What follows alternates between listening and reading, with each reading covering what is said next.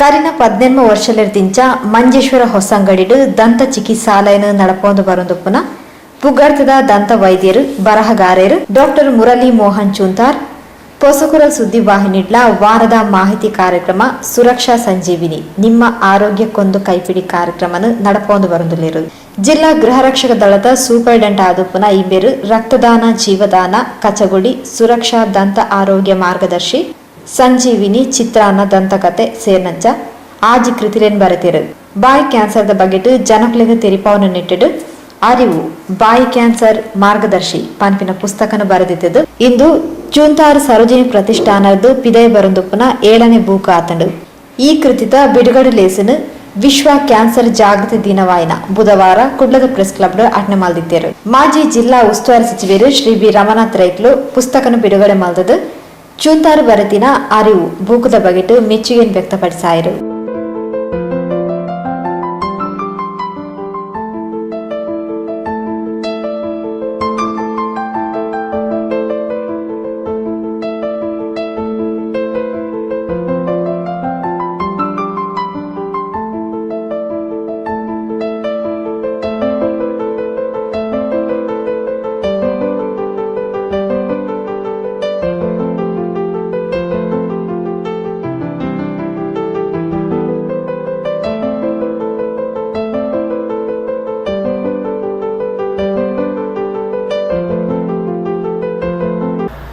Doctor Murali Mohan ಚೂಂತಾರ್ ಅವರು ನನಗೆ ಹುಡುಗ ಇದ್ದಾಗಿಂದ ಒಂದು ಪರಿಚಯ. ಅವರು ದಂತ ವೈದ್ಯರಾಗಿದ್ದುಕೊಂಡು ತನ್ನ ವೃತ್ತಿಯ ಜೊತೆಯಲ್ಲಿ ವೃತ್ತಿ ಜೀವನಕ್ಕೆ ಪೂರಕವಾಗ್ತಕ್ಕಂಥ ಕೆಲವು ಲೇಖನಯುಕ್ತವಾದಂಥ ಪುಸ್ತಕಗಳನ್ನು ಅಚ್ಚು ಮಾಡ್ತಕ್ಕಂಥದ್ದನ್ನು ಅದನ್ನು ಜನರ ಪ್ರಯೋಜನಕ್ಕೆ ನೀಡ್ತಕ್ಕ ಕೆಲಸವನ್ನು ಮಾಡಿಕೊಂಡು ಬರ್ತಾ ಇದ್ದಾರೆ. ಇದು 7ನೆಯ ಪುಸ್ತಕ. ಬಹುಶಃ ಇಂದಿನ 6 ಪುಸ್ತಕವನ್ನು ಕೂಡ ನಾನೇ ಬಿಡುಗಡೆ ಮಾಡಿದವನು. ಪುಸ್ತಕವನ್ನು ಬರೆದು ಅಚ್ಚು ಮಾಡಿ ಸಮಾಜಕ್ಕೆ ನೀಡತಕ್ಕಂಥ ಕೆಲಸವನ್ನು ಮಾಡಿದಂಥ ಮುರಳಿ ಮೋಹನ್ ಚೂಂತಾರ್ ಅವರೇ. ಅವರು ನಮ್ಮ ಹೋಮ್ ಗಾರ್ಡ್ಸ್ ಕಮಾಂಡೆಂಟ್ ಕೂಡ ಆಗಿದ್ದಾರೆ. ಜಿಲ್ಲೆಯ ಒಂದು ಗೌರವಾನ್ವಿತ ಸ್ಥಾನಮಾನದಲ್ಲಿ ಕೂಡ ಇದ್ದಾರೆ. ನನಗೆ ಚೂಂತಾರ್ ಅವ್ರಿಗೆ ನೇರವಾಗಿ ಒಂದು ಪರಿಚಯ ಇಲ್ಲದೆ ಇರತಕ್ಕಂಥ ಒಬ್ಬ ವಿದ್ಯಾರ್ಥಿಯಾಗಿದ್ದಾಗ ಅವರ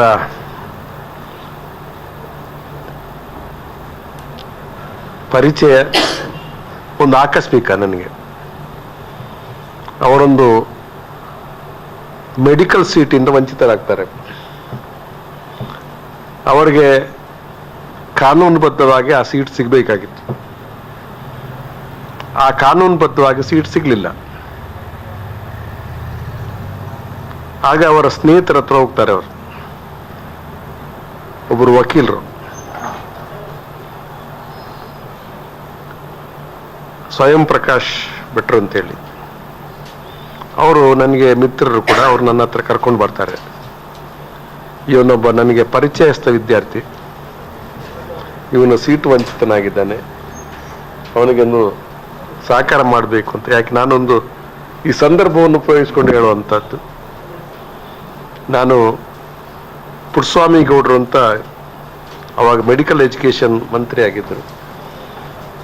ಅವರಿಗೆ ನಾನು ಕರ್ಕೊಂಡು ಹೋಗಿದ್ದೆ. ಬೇರೆ ಬೇರೆ ಒತ್ತಡಗಳು ಆಗಿರ್ಬೋದು. ಅಂತಿಮವಾಗಿ ಅವರಿಗೆ ಸೀಟು ಸಿಕ್ಕಿತು. ಅವರು ದಂತ ವೈದ್ಯರು ಕೂಡ ಆದರು. ಆ ದಿವಸದಿಂದ ಇವತ್ತಿನವರೆಗೆ ನಾನು ಅವ್ರನ್ನ ಬಿಟ್ಟರು ಅವ್ರನ್ನ ನಾನು ಬಿಡುವುದಿಲ್ಲ. ಅವರ ಹೊಸ ಅಂಗಡಿಯಲ್ಲಿ ಕ್ಲಿನಿಕ್ ಇದೆ. ಕ್ಲಿನಿಕ್ ಅನ್ನು ಉದ್ಘಾಟನೆ ಮಾಡಿದ ನಾನೇ. ಆ ಕ್ಲಿನಿಕ್ಕಿನ ರಿನಿವೇಶನ್ ಆಯಿತು. ರಿನಿವೇಶನ್ ಆಗಿ ಉದ್ಘಾಟನೆ ಮಾಡಿದ್ದು ನಾನು. ಅವರ ಸರೋಜಿನಿ ಭಟ್ ಟ್ರಸ್ಟ್ ಇದೆ, ಅದರ ಉದ್ಘಾಟನೆ ಮಾಡಿದ್ದು ನಾನು. ಈ ಪುಸ್ತಕ 7ನೇ ಪುಸ್ತಕವನ್ನ 6 ಪುಸ್ತಕವನ್ನು ಉದ್ಘಾಟನೆ ಮಾಡಿದ್ದು ನಾನು. 7ನೇ ಪುಸ್ತಕವನ್ನು ಉದ್ಘಾಟನೆ ಮಾಡುವಂಥದ್ದು ನಾನು. ಮನುಷ್ಯನ ಸಂಬಂಧಕ್ಕೆ ಅದು ಕಾರಣಗಳು ಬೇಕಾಗಿಲ್ಲ. ಋಣಾನುಬಂಧ ಎಲ್ಲವೂ ಕೂಡ ಬಹುಶಃ ಆ ಋಣಾನುಬಂಧದ ಅಡಿಯಲ್ಲಿ ನಮ್ಮ ಒಂದು ಸ್ನೇಹಾಚಾರ ಇಲ್ಲಿವರೆಗೆ ಮುಂದುವರೆದುಕೊಂಡು ಬರ್ತಾ ಇದೆ. ಅವರು ದಂತ ವೈದ್ಯರಾಗಿ ಹೊಸಂಗಡಿಯಲ್ಲಿ ಪ್ರಸಿದ್ಧಿ ಡಾಕ್ಟರ್ ಮತ್ತು ಎಲ್ಲರ ಚಿರಪರಿಚಿತರು ಕೂಡ, ಎಲ್ಲ ಜನರಿಗೆ ಬೇಕಾದವರು, ಎಲ್ಲರಿಗೂ ಕೂಡ ಗೊತ್ತಿದೆ.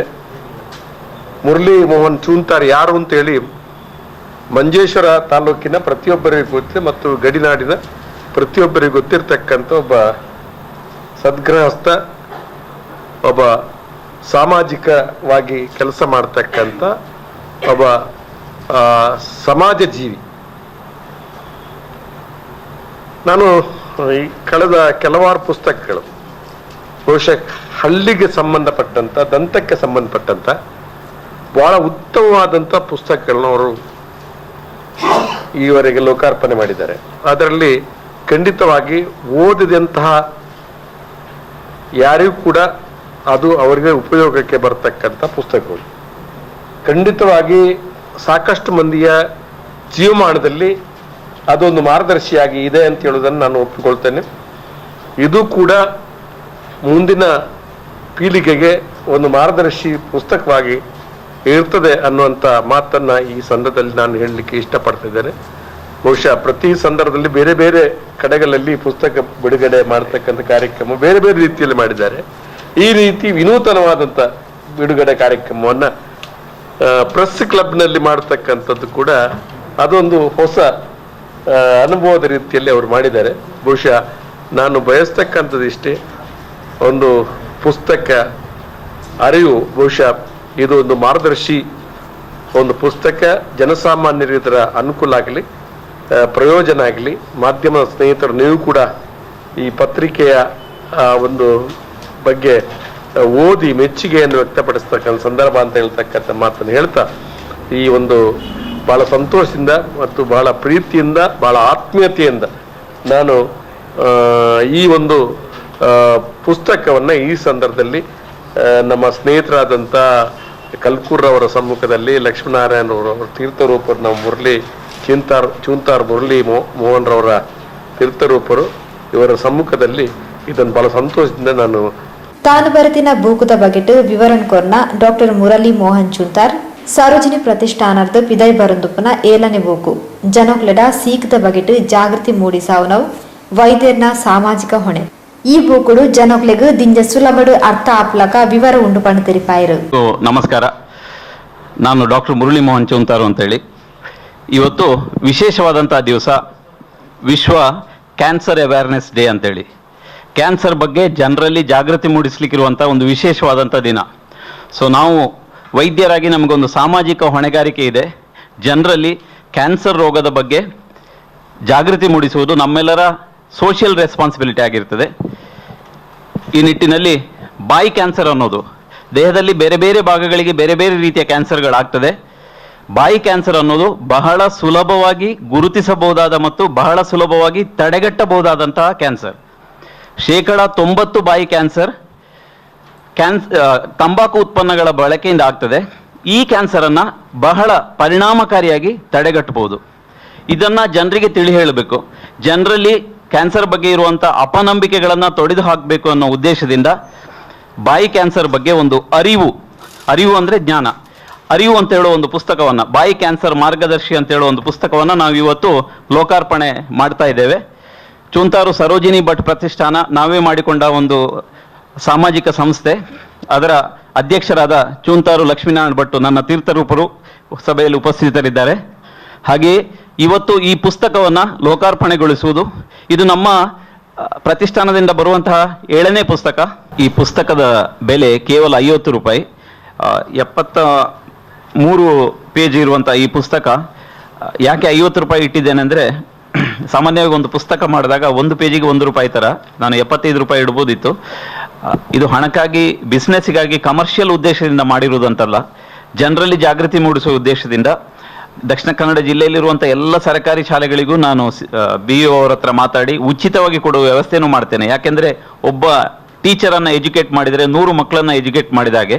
ಸೊ ಎಲ್ಲ ಶಾಲೆಗಳು ಉಚಿತವಾಗಿ ಕೊಡುವ ವ್ಯವಸ್ಥೆ, ಮತ್ತೆ ಪ್ರತಿಯೊಬ್ಬರು ಸಹ ಕೇವಲ 50 ರೂಪಾಯಿ ನೀಡಿ ಈ ಪುಸ್ತಕವನ್ನು ಪಡೆದುಕೊಂಡು ಓದಿದರೆ ಬಹುಶಃ ಜನರಲ್ಲಿ ಇನ್ನಷ್ಟು ಹೆಚ್ಚು ಜಾಗೃತಿ ಮೂಡಿ ಈ ತಡೆಗಟ್ಟಬಹುದಂತ ಬಾಯಿ ಕ್ಯಾನ್ಸರ್ ರೋಗವನ್ನು ಪರಿಣಾಮಕಾರಿಯಾಗಿ ತಡೆಗಟ್ಟಬಹುದು ಅಂತ ಹೇಳ್ತಾ ನಿಮಗೆಲ್ಲರಿಗೂ ದೀಪಾವಳಿ ಹಬ್ಬದ ಶುಭಾಶಯಗಳನ್ನು ಹೇಳ್ತಾ ವಿರಮಿಸ್ತಾ ಇದ್ದೇನೆ. ನಮಸ್ಕಾರ. ಕನ್ನಡ ಸಾಹಿತ್ಯ ಪರಿಷತ್ ಜಿಲ್ಲಾ ಅಧ್ಯಕ್ಷರು ಶ್ರೀ ಪ್ರದೀಪ್ ಕುಮಾರ್ ಕಲ್ಕೂರ, ಹಿರಿಯ ಕುಟುಂಬ ವೈದ್ಯರು, ಪುಗರ್ತದ ವೈದ್ಯ ಸಾಹಿತಿ ಡಾಕ್ಟರ್ ರಮಾನಂದ ಬನಾರಿ ಮಂಜೇಶ್ವರ ಈ ಪುರ್ತೋಟು ಗೆದ್ದರು. ಹಬ್ಬದ ದಿವಸ ಇಂಥ ಕೆಲಸಗಳನ್ನು ನಾವು ಮಾಡಬೇಕು, ಸಮಾಜ ಜಾಗೃತಿ ಕೆಲಸಗಳನ್ನು ಮಾಡಬೇಕು. ಗೌರವಾನ್ವಿತ ರೈಯವರು ಬಹುಶಃ ಪ್ರಾರಂಭದ ಪುಸ್ತಕದ ಬಿಡುಗಡೆಯಲ್ಲೂ ನಾವು ಜೊತೆಯಾಗಿತ್ತು. ದೊಡ್ಡ ರೀತಿಯ ಸಂಘಟನೆ ಮಾಡಿ ಚೂಂತಾರ್ ಪ್ರತಿಷ್ಠಾನದ ಮುಖಾಂತರ ಕಾಸರಗೋಡಿಂದ ಮೊದಲುಗೊಂಡು ಉಡುಪಿಯ ತನಕದ ಜನರು ಸೇರಿಸಿ ಅವರು ಪುಸ್ತಕ ಬಿಡುಗಡೆ ಕಾರ್ಯಕ್ರಮವನ್ನು ಮಾಡಿದ್ದಾರೆ. ಅವರ ತಂದೆಯವರ ಸಮ್ಮುಖದಲ್ಲಿ ಒಂದರ್ಥದ ಭಾವನಾತ್ಮಕವಾದಂಥ ಬೇಸಿಗೆಯ ಜೊತೆಗೆ ಇವತ್ತಿನ ವ್ಯಾವಹಾರಿಕ ಸಂಬಂಧವನ್ನು ಜೋಡಿಸಿಕೊಂಡು ಮಾಡುವಂಥ ಒಂದು ಚಾಕಚಕ್ಯತೆ ಅದು ಚೂಂತಾರವರಿಗೆ ಇದೆ.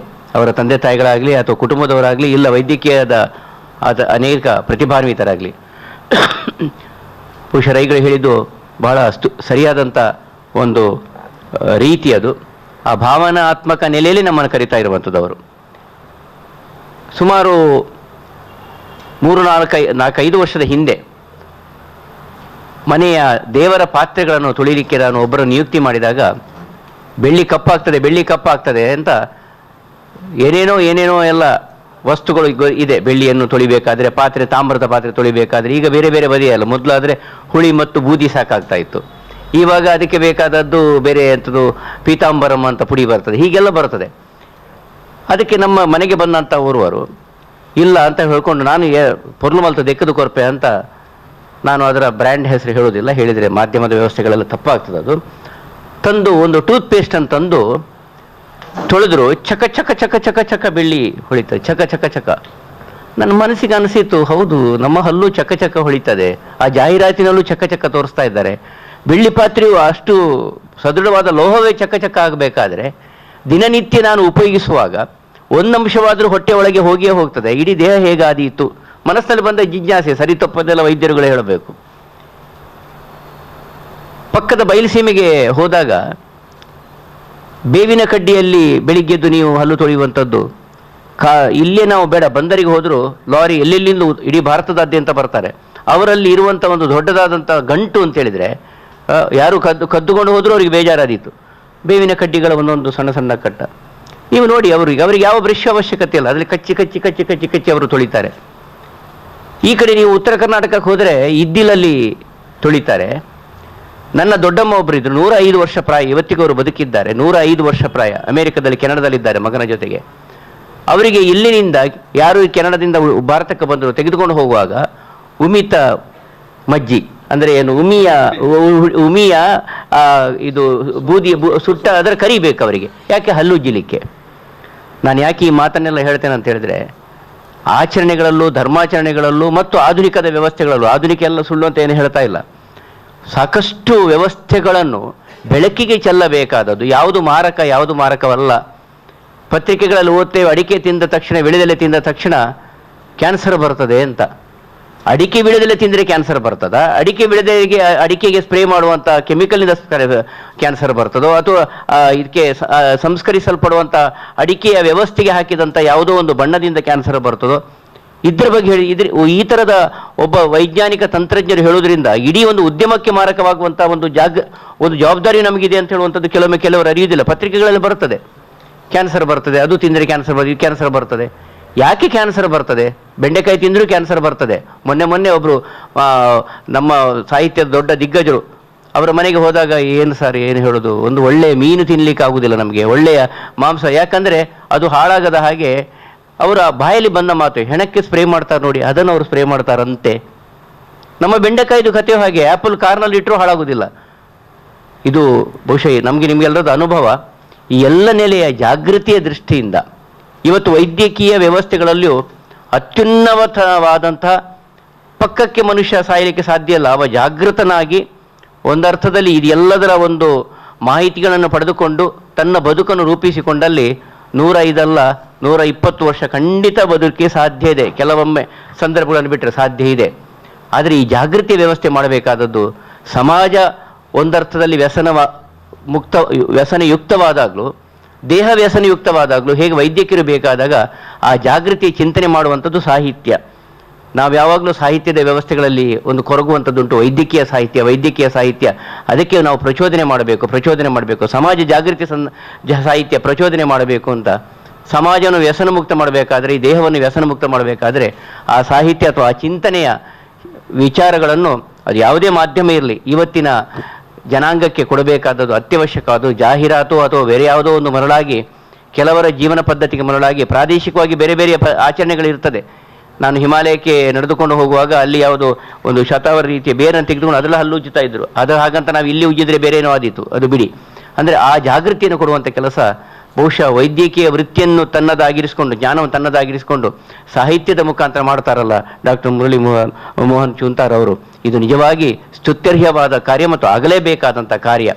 ಡಾಕ್ಟರ್ BM ಹೆಗಡೆ ಅಂತವರು ಈ ಜಾಗೃತಿಯನ್ನು ಸಮಾಜದಲ್ಲಿ ಮೂಡಿಸುವುದರ ಮುಖಾಂತರ ಅನೇಕರ ಜೀವನಕ್ಕೆ ಅವರು ಬೆಳಕಾಗಿದ್ದಾರೆ. ಒಂದು ಕಾಲದಲ್ಲಿ ತೆಂಗಿನ ಉದ್ಯಮ ಅದು ತೆಂಗಿನ ಎಣ್ಣೆ ಉಪಯೋಗಕ್ಕೆ ಅನರ್ಹ ಅಂತ ಹೇಳುವಂಥ ಸ್ಥಿತಿಗೆ ಬಂದಾಗ ಇವತ್ತು ತೆಂಗಿನ ಎಣ್ಣೆ ಸರ್ವಶ್ರೇಷ್ಠವಾದಂಥದ್ದು ಅಂತ ಹೇಳುವಂಥ ಅವರು ಆಗಲೇ ಅದರ ಬಗ್ಗೆ ಜಾಗೃತಿ ಮೂಡಿಸ್ತಾ ಇದ್ರು.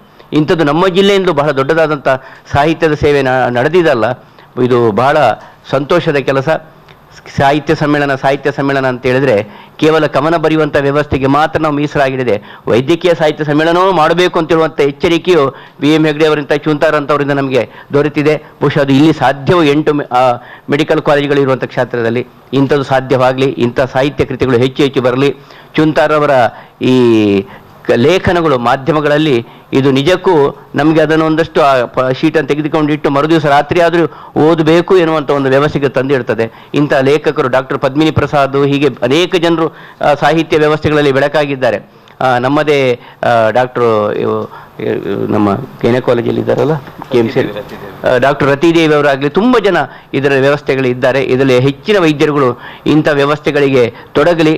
ವೈದ್ಯಕೀಯ ಸಾಹಿತ್ಯದ ಒಂದು ಈ ಪಂಥ ಅದು ಇದು ನಾಡಿನ ಜನಜಾಗೃತಿಯನ್ನು ಮೂಡಿಸುವುದರಲ್ಲೂ ದೊಡ್ಡದಾಗಿ ಅದು ಹುಟ್ಟಿಕೊಳ್ಳಿ. ಬೇರೆ ಬೇರೆ ವಿಧದಲ್ಲಿ ಕೇವಲ ಪುಸ್ತಕ ಅಂತಲ್ಲ, ಇವತ್ತಿನ ಹಲವಾರು ಮಾಧ್ಯಮದ ವ್ಯವಸ್ಥೆಗಳನ್ನ ಚೂಂತಾರ್ ಅವರ ಈ ಅರಿವು ಕೃತಿ ಇದು ಬಹುಶಃ ಹುಡುಗರಿಗೆ ಯೋಗ್ಯವಾದುದು. ಸಾಧ್ಯವಾದಲ್ಲಿ ಉಪನಯನಕ್ಕೂ ಇದನ್ನು ಕೊಟ್ಟರೆ ಏನು ತೊಂದರೆ ಇಲ್ಲ, ಮಂತ್ರ ಪುಸ್ತಕವನ್ನೇ ಕೊಡಬೇಕಂತೇನಿಲ್ಲ.